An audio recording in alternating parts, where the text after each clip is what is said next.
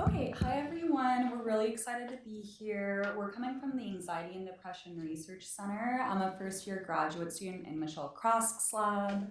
And I'm her lab manager and current research coordinator of the VRRT study. Yes, so today, as you could probably guess, we are presenting on our virtual reality reward training program. I want to go over a little bit of research background first to sort of give you the rationale behind the training program. So anhedonia, for those of you who don't know, is the diminished capacity to feel interest, pleasure, and motivation in activities that one used to enjoy. It's a critical symptom because it's transdiagnostic, so it spans psychiatric disorders. It's not tied to any single one disorder. It's also a risk factor for poor prognosis, suicidal ideation, and attempts, making it very crucial to target via intervention. Despite all of this, existing treatments, conventional treatments, fall short in actually targeting anhedonia and improving positive affect. And don't worry too much about the details here, but I just want to also mention that anhedonia is comprised of many subcomponents: diminished reward anticipation, diminished initial responsiveness to reward, as well as diminished reward learning. Our virtual reality reward training program we're going to talk about today is specifically targeting that initial responsiveness to reward. And that'll make more sense as we go over it. There are a few therapeutic targets of virtual reality reward training. One is attentional bias, so people with depression tend to attend less to positive information, more to negative information. And VRRT involves identifying multiple positive elements of situations to hopefully mitigate that bias. Another therapeutic target we have here is suppression of positive emotions. So people with depression do tend to suppress positive emotions when they come up. And VRRT hopes to mitigate this through amplifying and savoring positive experiences, which has been shown to upregulate positive affect. Another therapeutic target we have here is impoverished mental imagery. So individuals with depression tend to have less detailed positive mental imagery. VRRT is unique in that it's involving repeated practice, imagining positive events to increase positive mood. We also see in depression this bias for a third-person perspective versus a first-person perspective. And VRRT involves actually imagining positive experiences through a field perspective, that's a first-person perspective, to improve positive mood. Finally, and thank you for your patience as we go through all these targets, we hope to target overgeneral memory, which is a huge issue for individuals with depression. And more specifically, we see that people with depression have reduced specificity for autobiographic memories of positive nature. VRRT involves repeated practice generating specific and detailed images of past positive experiences. VR, I don't need to sell you guys on it, is great in that through heightened immersion, we can really elicit positive experiences, and that's through this feeling of presence, this increased immersion of really being there. VR is also really great for depression in that it circumvents motivational barriers that we see in depression by bringing the positive experiences straight to the individual. And it's also really great for personalized medicine. It provides clinician control to really customize the parameters and tailor them to the specific client's needs, which you can imagine is very advantageous. So what is VRRT?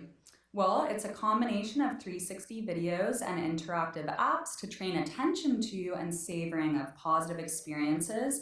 And our hope is that in turn, it will increase interest and joy in daily life. Originally, we have designed it for individuals with heightened anhedonia, but our hope is that it could also be used for non-patient samples to improve their well-being as well. Prior trials in our lab have shown some preliminary promise of VRRT. We see that positive emotions increase and negative emotions decrease throughout VRRT. We also see symptoms of depression, anxiety, anhedonia, and functioning improve from pre to post. Really cool, we see neural regions involved in processing reward actually become more activated from before to after virtual reality reward training. So super exciting findings. And if that wasn't enough, we also have a recent randomized controlled trial with a larger sample showing that positive emotions increase throughout training, more so in virtual reality reward training in comparison to a control condition, and especially in the second half of training. Also, our target anhedonia, as you remember, is being targeted, it seems. Virtual reality reward training led to greater improvements in anhedonia than our control condition. You can see the control condition also improved, but that's for another day. Okay. Great. So in our current study, we are going to aim to get 15 reward participants, with 8 of those as an MRI/EMA or ecological momentary assessment subset. We're also going to have 15 of our control, that memory condition. We won't be going into that protocol today, but if you want a glimpse of what that is, whenever I say positive throughout the rest of the presentation, replace that with neutral. That's basically what they're doing. So on the left side or the right side, you can actually see the study flow for our participants. They are coming in for 7 weeks consecutively for 2 VR sessions a week. We'll go into later what they're doing during these sessions, but in between each week, they're also doing homework assignments with a 5-week follow-up afterwards. So when they come in for the sessions, these are the actual steps of what they're doing. We're going to get into what each of these entail later on, but an overview is there are ratings between each step, and the first being that VR immersion, then followed by a memory practice to recall what they just saw. Then they are prompted to remember an autobiographical or a personal memory, and then they recall that as well using the same cues as the VR scene. So these are those ratings that they complete in between each steps. We want to get a sense of what their positive affect, or how positive they're currently feeling, and their negative affect in that moment. As for our equipment, we use a Meta Oculus Quest 3. We have 2 of them currently in our lab space. I want to shout out Joy for being so great in helping set us that up. So that's what we use. And for our prominent apps, so one thing that's important to know is that for these VR scenes that you'll see in a second, there's 2 types that we use for our participants. One is passive. These are 360 YouTube videos in which we place participants directly in the middle of a positive event. Imagine if you were just placed down into the middle of a parade or a bunch of animals around you. So that's our passive scenes. We also have active ones in which our participants are interacting with the virtual environment around them. If you're familiar with VR apps, some of these include Q's, Color Space, and Brink Traveler. You can't see it there, but for our first step, we immerse our participants in 2 virtual reality scenes. As I said earlier, we aim to get 1 passive versus 1 active scene in each of the sessions for around 7.5 minutes each. Again, these are scenes that are extremely positive and immersive and exciting for our participants.